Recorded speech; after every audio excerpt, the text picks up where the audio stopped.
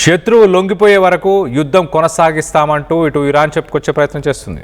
ఓవరాల్గా మనం చూస్తే ఇటు గడిచిన 30 రోజులు ఇటు అమెరికా ఇజ్రాయెల్ తీసుకున్న మిలిటరీ యాక్షన్ వల్ల ఇరాన్కి సంబంధించిన ఏరియల్ డిఫెన్సెస్ అలాగే నావీకి సంబంధించిన షిప్స్ వీటన్నిటిని కూడా ధ్వంసం చేసేసాము, ఇంకా వాళ్ళ దగ్గర క్షిపణులు కూడా లేవంటూ ఇటు ట్రంప్ ఒక స్టేట్మెంట్ ఇచ్చిన కొన్ని నిమిషాలకే కొన్ని క్షణాలకే ఇటు ఇరాన్ బదులిచ్చే ప్రయత్నం చేసింది. ఇరాన్ ఇమీడియట్గా ఇటు ఇజ్రాయెల్కి సంబంధించిన హైఫా అనే పోర్టుని ధ్వంసం చేసింది.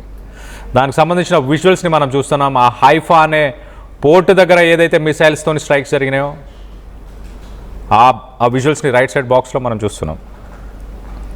దీనికి సంబంధించి మరింత డీటెయిల్డ్గా మాట్లాడుకునే ప్రయత్నం చేద్దాం. ఇటు సిరీస్ ఆఫ్ ఈవెంట్స్ని కూడా చెప్పే ప్రయత్నం చేస్తాం.